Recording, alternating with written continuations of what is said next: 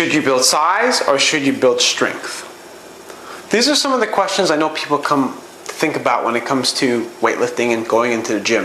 When it comes to increasing your bench, getting a nice chest, nice built upper chest, round boulder sized shoulders, rear delts, balancing your physique for bodybuilding, building your strength for powerlifting, or a combination of just purely improving your aesthetics. Or you're trying to improve your athletics, you're trying to get better at a specific sport. Which is more important, size or strength? Which one should you focus on? If you watch Juggernaut Fitness TV with Jason Blaha, one of my favorite channels, his viewpoint and kind of what he says is, he says you can't really separate the two. If you build strength, if you focus on building strength, you're going to build size, and if you build size, you're going to build strength. They essentially are the same thing, so just focus on building strength. That's kind of what he's been teaching people and what his focus is on. And my viewpoint is pretty much the same way. However, I kind of have a little spin to it that I kind of like to share as a reason for making this video.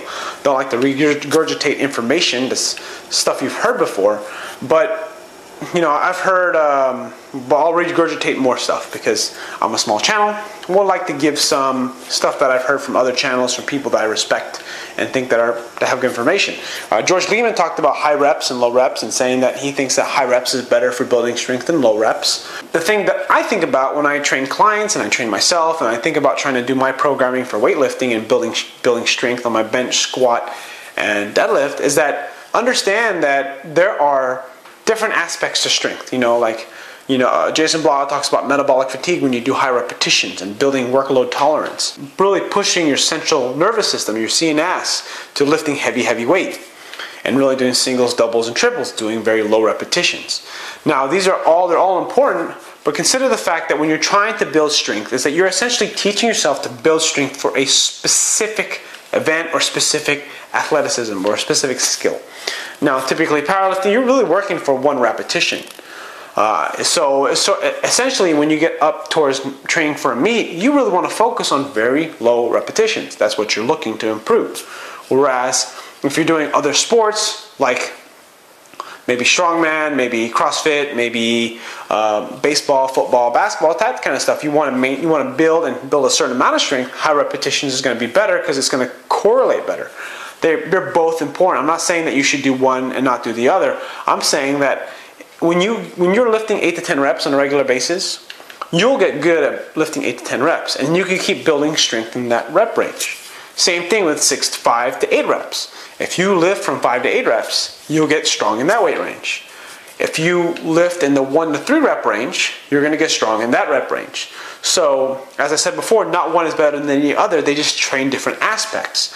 What's important with programming, when you learn about other people's programs like Ice Cream 5x5, Strong Lifts, the Cube Method, and maybe other training methodologies that you hear out there like Wendler 531, Starting Strength, is what you're going to, with all these encompassing programs, they kind of do a lot of the same thing. They do a way to interlace high reps with low repetitions, either week by week or sets by following sets. Understand that when you're trying to build strength, when you work within these specific rep ranges, you get good in those specific rep ranges. So if you do a lot of 1 to 3, you're going to suck at 8 to 10. And if you do a lot of 8 to 10, you're going to suck at 1 to 3.